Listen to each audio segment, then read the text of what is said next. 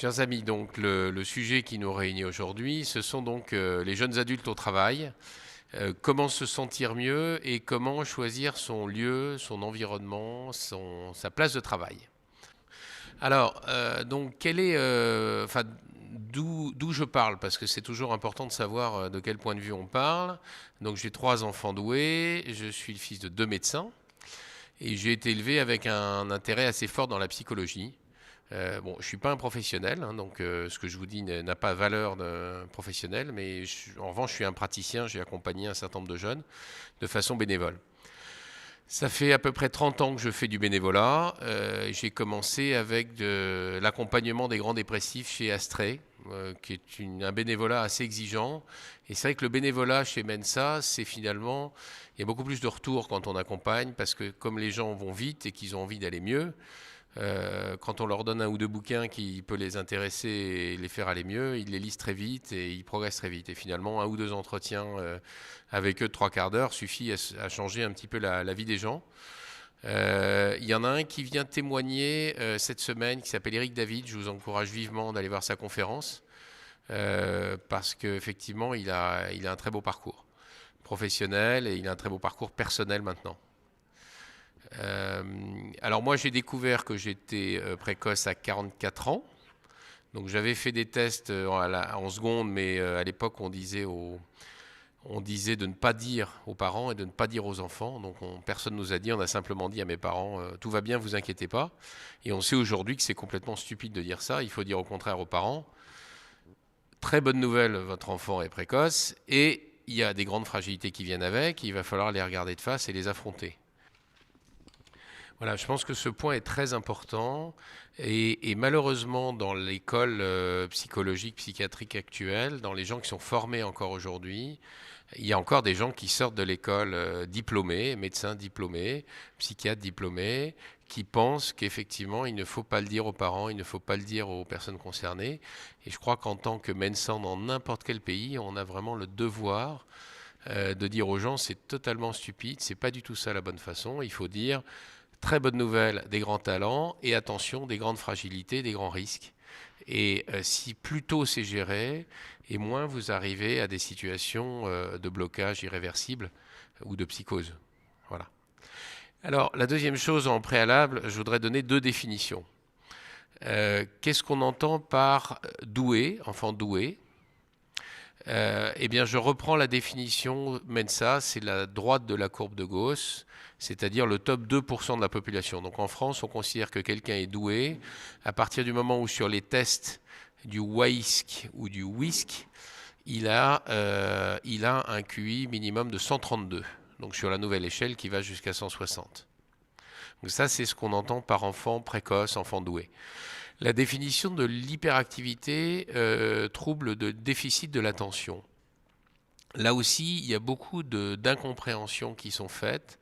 C'est-à-dire que beaucoup pensent que si la personne n'est pas agitée, elle ne tient pas en place, mais que c'est quelqu'un de calme, c'est quelqu'un qui ne peut pas souffrir de ce trouble. Et c'est totalement faux, puisque le premier pilier de ce trouble, c'est le déficit de l'attention. Donc quelqu'un qui est distrait, qui part dans ses rêves, etc., peut souffrir d'un trouble de déficit de l'attention. Le deuxième pilier, effectivement, c'est l'agitation motrice. Et le troisième pilier, c'est l'hyperactivité, c'est-à-dire des gens, comme vous voyez, comme par exemple le président de la République française, Nicolas Sarkozy, qui sont tout le temps en train de faire 10 activités en parallèle, qui ne vont pas forcément jusqu'au fond des choses. Ça, c'est la définition de la partie hyperactivité. Donc attention, il y a vraiment 3 piliers. Il y a vraiment le déficit d'attention, il y a vraiment l'agitation motrice, par exemple les gens qui ont une jambe qui bouge la nuit ou des choses comme ça, ou les gens qui ont les mains très nerveuses, qui font toujours quelque chose, qui sont toujours en mouvement. Et il y a vraiment l'hyperactivité, c'est-à-dire faire beaucoup d'activités sans parfois jusqu'à aller en profondeur. Et les traitements sont différents en fonction des dimensions que vous avez dans chacun de ces piliers. Donc il y a plusieurs tests pour mesurer le déficit d'attention et hyperactivité. Le plus utilisé actuellement s'appelle le TEACH. Et donc ça vous permet de savoir si effectivement il faut plutôt traiter un pilier ou l'autre ou les 3. Et généralement, pour les gens qui sont très handicapés par l'un de ces troubles, on combine une aide médicamenteuse avec des thérapies cognitives et comportementales. Pour les gens qui sont moins atteints, généralement, les thérapies cognitives et comportementales sont suffisantes pour aller mieux, arriver à concentrer son attention, arriver à être moins agité, arriver à être plus posé. Bien, alors d'abord le bien-être ou le mal-être. Finalement, quand on aide des adultes ou des adolescents doués, il y a 3 catégories de problèmes et j'irai du plus simple au plus complexe à régler. Les plus simples sont des problèmes de communication et de relation. Alors, ça peut prendre des formes extrêmement légères, extrêmement peu visibles, comme par exemple, je fais simplement l'hypothèse que l'autre est comme moi. Donc je vais lui parler comme si je me parlais, je vais me comporter comme si je comportais avec moi, sur le plan éthique par exemple, et je vais complètement me planter parce que l'autre n'est pas comme moi. Donc je vais prendre un comparatif que vous connaissez sans doute bien, qui est l'histoire du vilain petit canard. Donc le vilain petit canard, c'était donc un très beau cygne qui ignorait sa nature de cygne et qui a été élevé dans une famille de canards et qui finalement souffrait beaucoup du fait d'être un vilain petit canard.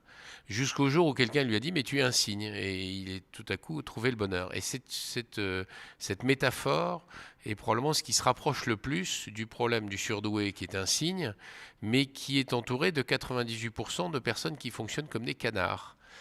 Et donc, même s'il arrive finalement à fabriquer un masque de canard, c'est un masque qui est très différent de sa personnalité profonde.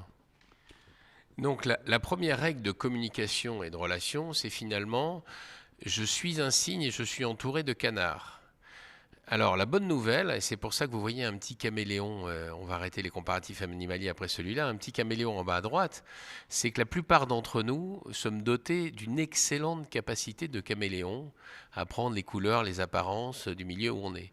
On peut véritablement se fondre dans beaucoup de milieux si on en fait l'effort et avec beaucoup moins d'effort qu'un canard, on va dire finalement. Donc, nous voici avec cette capacité à prendre le visage d'un canard. Et donc, effectivement, bonne nouvelle, c'est pas très compliqué pour nous de faire semblant de parler canard. C'est pas très compliqué de mettre un masque de canard et de faire semblant de parler canard. Mais si on fait pas ça, on est en train de parler en langage signe à 98% de la population qui sont des canards. C'est vrai pour un certain nombre de professeurs, c'est vrai pour un certain nombre de collègues à la faculté, c'est vrai plus tard dans le travail, pour les patrons, pour les collègues, pour les collaborateurs. Donc effectivement, la première difficulté de communication, c'est je me mets au niveau de la personne en face et donc je mets un traducteur simultané et je parle en canard et quand je calcule les intentions des autres personnes, je ne pense pas non plus qu'ils fonctionnent comme des cygnes mais comme des canards. Alors dans les grandes différences qui créent beaucoup de problèmes de communication en entreprise, il y a le besoin d'autonomie. Donc certains d'entre nous ont besoin d'énormément d'autonomie et peu de règles et peu d'encadrement. D'autres, c'est un petit peu le contraire. Mais en tout cas, cette dimension peut nous décaler complètement par rapport à la population classique et créer beaucoup de problèmes avec la hiérarchie. Un autre sujet, c'est l'initiative. Il y avait quelqu'un hier qui disait qu'elle prenait beaucoup d'initiatives, mais finalement, très peu de ces initiatives étaient suivies. Voilà, donc là c'est typique, le besoin de prendre des initiatives, d'être autonome, dans un monde de canards n'est pas forcément entendu de la bonne façon. Et puis enfin, troisièmement, un énorme besoin, une énorme soif de justice. Et comme le disaient certains écrivains, le monde n'est pas juste, l'univers n'est pas juste, mais nous restons sur notre besoin primaire de justice, de signes, dans un monde de canards qui se fiche éperdument de la justice. Et enfin, dernier sujet, donc sur ce point qui est le plus léger, le plus facile à résoudre, ça peut aller sur des maladies mentales assez légères ou des maladies mentales assez lourdes. Les gens qui... mais en tout cas, je dirais le décalage en équilibre mental entre les surdoués et la population, en général, peut poser un certain nombre de problèmes en entreprise aussi, parce que leurs comportements vont être jugés pour le moins bizarres et souvent inappropriés, inadéquats, et donc vont être sanctionnés d'une façon ou d'une autre, soit par le rejet, soit par des sanctions hiérarchiques. Alors, la deuxième chose qui est plus compliquée, et je vais revenir dessus, c'est le nettoyage émotionnel. Je suis passé un peu vite sur un point au-dessus qui est l'hypersusceptibilité, l'hypersensibilité.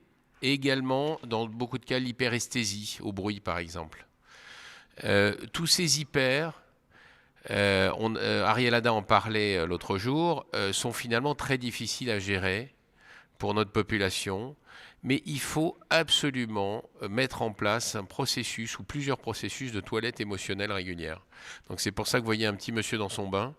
Il est en train de faire sa toilette émotionnelle et je dirais à chaque fois que ça commence à déborder ou à monter un petit peu au-dessus du raisonnable, il faut que chacun mette en place ses méthodes de toilette émotionnelle pour pouvoir vivre dans un monde de canards. Parce que le signe qui monte en température, il ressemble mais alors plus du tout à un canard.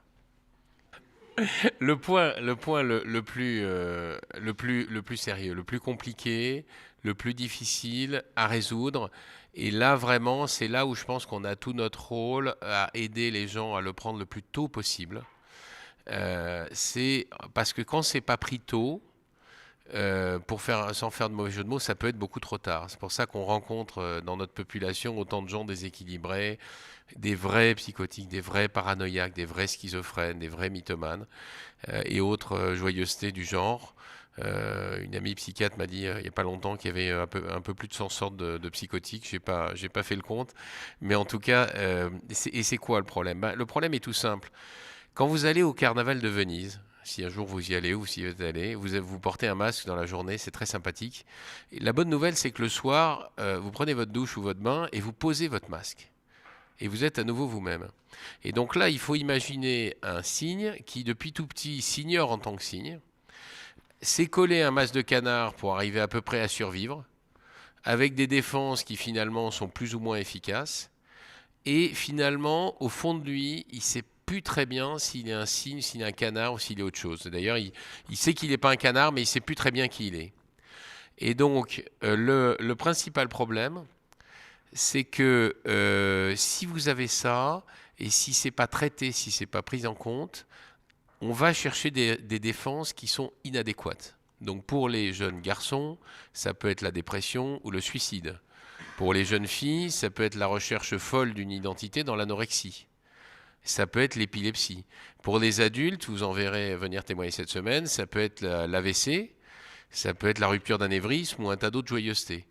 Donc, véritablement, si la chose la plus urgente, la plus importante à faire sur la population des gens auxquels vous tenez, c'est d'arriver à ce qu'ils soient ancrés sur leur identité de signe, fiers de leur identité de signe, sans pour autant négliger le fait qu'il peut être tout à fait utile de jouer au canard une partie de la journée dans son travail, parce que ça permet de trouver sa place, de s'adapter et de communiquer avec le reste des 98% de la population.